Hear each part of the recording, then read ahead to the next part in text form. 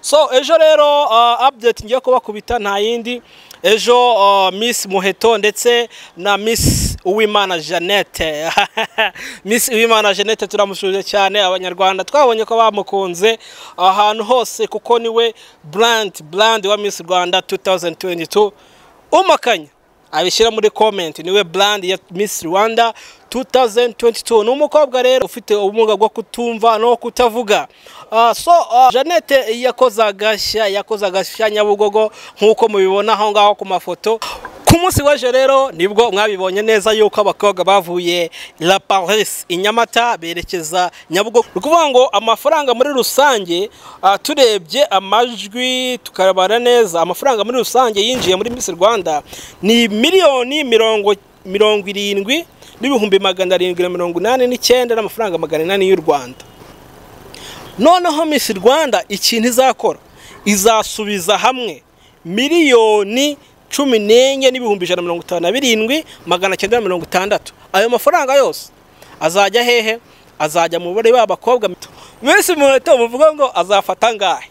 Nukuvuga ngo Miss Muheto yatowe n'abantu 82 n'ibihumbi 715. Nukuvuga ngo nukuvuga ngo Miss Muheto yinjirije Miss Rwanda miliyoni 8,271 n'amafaranga 500 y'u Rwanda. Nukuvuga ngo Miss Muheto karabaye hahiye koko. Nukuvuga ngo Miss Muheto muza amafaranga bazamuha Miss Muheto bazamuha amafaranga agera kuri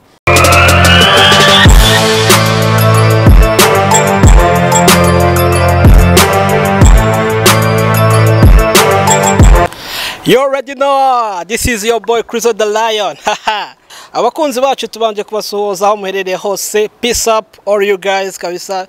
Turabemera kandi turabakunda cyane. Uyu munsi rero bushobora kwibaza ngo baza ni iki? Murabizi yuko turi muri Miss Rwanda 2022 aho bavuye mu ntara y'Amajyaruguru berekeza mu ntara y'Uburengerazuba bajya mu ntara y'Amajyepfo Iburasirazuba ndetse basoreza mu mujyi wa Kigali. Ejo bundi tuhita tubona icyo bita pre-selection mu bakobwa 70 ewana bamwe bagenda bakuba bavamo vuba. Right now rero twerekeje aho bita Inyamata mu byumba by'abakobwa turareba turavuga tuti ewana abakobwa bayeho neza. Sasa rero icyo tugiye ko bakorera none nagashya twabonye nagatangaza. Oh yes tubanje kubasuhuza abanyarwanda muherereye hose abari mu gihugu mu Rwanda ndetse no hanze yacyo dukomeza kubashimira uburyo mukurikira ibiganiro byacu.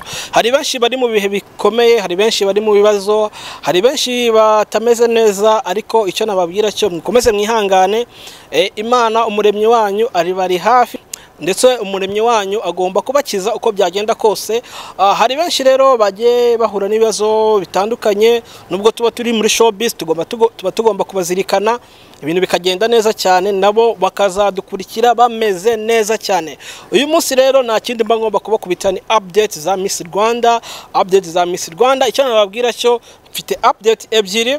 Imwe niyo uburyo batembere mu mujyi wa Kigali bakereka amateka y'u Rwanda, bakagera ku rwibutso rwa Jenoside, bakagera Nyabugogo, bakajya mu Biryogo, ibintu bikagenda fresh cyane. So uno munsi rero indi update nagukubita n'uburyo aba Miss murabizi yuko bajya gutangira ishanwa rya Nyampinga y'u Rwanda, bajya gutangira ikintu cy'amatora hari abakobwa 70. So rero kuba hari amakobwa 70 hari amafaranga babashije kwinjiza muri iriya rushanwa rero yinjije amafaranga akayabo k'amafaranga menshi cyane. Niyo tugiye kubabwira muri iki kiganiro, ndetse hakaba haraje no kuzamo agashya gatandukanye n'izindi Miss zagiye ziba. Nukuvuga ngo uno mwaka murabizi yuko hari ikintu cyagiye kiba cyo kuvuga ngo aba Miss yenda hari amafaranga bakora ku mufuka wabo bakagura amajwi nyine bakabatora nyine. Nago tujye tuvugisha kuri, nago twavuga yuko ari amajwi yose aba ari amafaranga ari abantu baba batoye. Sometimes wabigusaba nyine kwifata ku ikofi yawe ukabwira umuryango, ukabwira inshuti, ukabwira abavandimwe bakagufasha bakaguha amafaranga, then ukaba wajya muri campaign yo kwitoresha. So no bikaba yenda Miss Rwanda yaratekereje ikavuga iti ibyo ari byo byose ko byagenda abakobwa hari abihomberamo ugasanga yenda banacitse n'intege yo kuzagaruka mu zindi Miss kandi bari bashoboye. Ndetse turashimira n'umukobwa wese yaba n'umwaka ushize cyangwa se uyu mwaka ufata initiative akavuga ati kama mbani nubwo natsinzwe umwaka ushize ariko uno mwaka ndagaruka mpangane ndebe ukuntu ibintu bimeze. So ikintu rero Miss Rwanda yabashije guhindura no kuvuga ngo 20% y'amafaranga yakugenzeho yaba yari washoye yaba arayo bagutoreyeho right, agomba kugarukira nicyo kintu Miss Rwanda yashyizeho cyiza kandi tunagishimira. No kuvuga ngo yenda nubwo waravuyemo nimba wari muri 70 ukaba utaraje muri 20 nibura at least hari platform wabonye waragaragaye. Nimba wari ufite umushinga uwo mushinga ukomeze nta kibazo rwose. Rega ubuzima burya nago burangira ahantu hamwe. Nimba plan A yanze ugomba gufata plan B, right? Ugomba gufata plan B ukareba yuko wakomeza ugatera imbere. Nimba wari ufite umushinga rero ukaba waravuye muri Miss Rwanda ntucike intege, amahirwe agiye kugusekera, bagiye kugugarurira iki 20% ry'amafaranga y'abantu bagutoye. Nukuvuga ngo guhera kuri Ruzinda na Kelia ubundi niwe mukobwa wagize amajwi menshi, niwe watoye koko yanabonye automatic pass, yatowe n'abantu 90,111, right? Kugeza kuri Dusabemungu Blandine nabwo yatowe n'abantu 191. Nukuvuga ngo amafaranga yavutoye kuri Blandine nukuvuga ngo Blandine nimba ijwi rimwe ryara amafaranga inote y'ijana, amafaranga ya Blandine nukuvuga ngo amafaranga yiwe dufashe 991 tugakubijana, twakumva yuko ari amafaranga 49,000 n'amafaranga ijana, ngira ngo 49 amafaranga ijana. Bazafata amafaranga ya Blandine 49 n'amafaranga ijana bamuha 20% yayo. Nukuvuga ngo 49 tugiye mu mibare abakarikire ariko byo byose bazamuha 20% ya 49.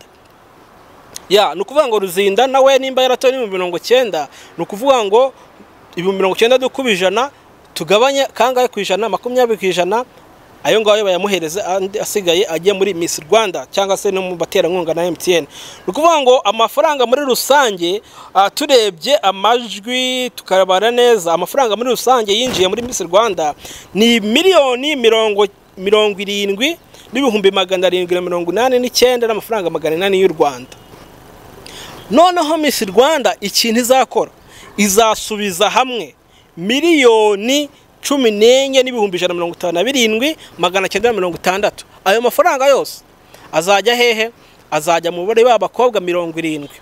Wowe pare yawe nyine bafite uburyo bazanayabasubiza. Kuvuga ngo uruhare rwawe bitewe n'abantu bagutoye niyo mafaranga azagenda baguhereza 20%. Ntumugire ngo mwese 70 izo miliyoni 14 ngo muzayana muzigabane zose, wapi? Bazagenda baguhereza 20% yawe. Nukuvuga ngo turebye yenda nko ku rugero rwa Kelia watowe n'abantu 90, akaba yarabashije guspendinga miliyoni 9. Nukuvuga ngo Kelia 90 bihura nangahe na miliyoni 9. Nukuvuga ngo Kelia nufata miliyoni 9 Kelia yaspendinze muri Miss Rwanda, mwana ni hatari. miliyoni 9 muri yaspendinze muri Miss Rwanda. Nukuvuga ngo Kelia bazamusubiza ngahe? Bazamusubiza 1,882 n'amafaranga 220. Nukuvuga ngo Kelia ayo mafaranga yiwe azayakenyereraho, tutitaye yenda ku bindi bihembo azatwara he muri Miss Rwanda. Yenda nagerayo kitwara neza muri bootcamp nkuko Miss Megan yabashije kubisobanura, akavuga yuko umuntu uzitwara neza muri bootcamp agomba kugira iki? Agomba kujya mu 10 hazavamo n'umwe nyine uzatwara Miss Rwanda. Nukuvuga ngo Kelia 1,800. Aya mafaranga ni menshi kabisa. Nukuvuga ngo none umuntu undi wamukurikiye bamwita Miss Muheto. Miss Muheto muvuga ngo azafata ngahe? Nukuvuga ngo Miss Muheto yatowe n'abantu 82,715. Nukuvuga ngo nukuvuga ngo Miss Muheto yinjirije Miss Rwanda 8,271 n'amafaranga 500 y'u Rwanda. Nukuvuga ngo Miss Muheto Miss Muheto nukuvuga ngo Miheto na Kelia bonyine ubwabo babiri Muheto na Kelly binjije miliyoni zigera muri 17. Karabaye hahiye koko. Nukuvuga ngo Miss Muheto muza amafaranga bazamuha. Miss Muheto bazamuha amafaranga agera kuri miliyoni 1,654 n'amafaranga ngahe 300 y'u Rwanda. Yes. No. Wa undi twavuze dusabe Mungu Brandine ni wabaye wa nyuma nyine ni wabaye wa 70 ni watowe ku rwego ruri hasi. Nuvuga ngo Brandine amafaranga yinjirije u Rwanda nako Miss Rwanda ntago ari u Rwanda mu mbabarire ni yinjirije Miss Rwanda 49 twari twababwiye. Ahubwo turebe ngo amafaranga Miss Brandine aya uriya ntago ari Miss ababaye Miss ni babandi 20. Uvuga ngo dusabe Mungu Brandine azabona amafaranga. Uvuga ngo we yinjije 49 ni amafaranga 100 niyo yinjije muri Miss Rwanda. Akazaba azakenyerera Brandine azakenyerera ku 9,820. Niyo bazamukubita bazamushashura 9,000. So no kuvuga ngo aya mafaranga bazayabona uko bizagenda kose. Miss Rwanda izagenda itangaza iki itangaza uburyo bagiye bazagenda bazayabona kuri mobile money bazatanga bank account zabo ntago tubizi nicyo kintu nagira ngo dukomerezeho nyine. So dukomereza no kuzindi update ya nkuru yindi nababwiye uburyo bazengurutse ari byo mugiye gukomeza gukurikira. Ndetse kuri kamera hariho Shani turamusuhuje mani mu cameraman muzamubona umunsi umwe. Cameraman ukomeye hano mu gihugu cyane kabisa afite amafilme menshi. Arya Shani za filme zawe zitwa ngo iki bro? Itangazo ryo kubika mujye kuri channel kuri Top Line TV nyine murahita muyibona kabisa.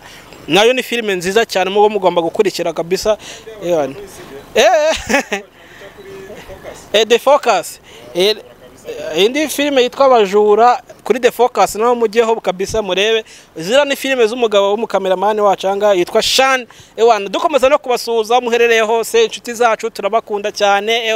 Ibintu byo bimera neza rega hano kuri Kelly's Beauty mujye mudukubita amasabu mudukubita ibintu byose ibintu bari neza cyane n'amashare muyakubiteho na comment rega hari gihe nkora ikiganiro nkabona comment nazo hase mwagiye muturemera comment ni ibintu birenze na subscribe tuba tuzikeneye kugira ngo dukomeze natwe tugira imbaraga zo gukora tubone ibiganiro tubakubite update nziza kandi nzima.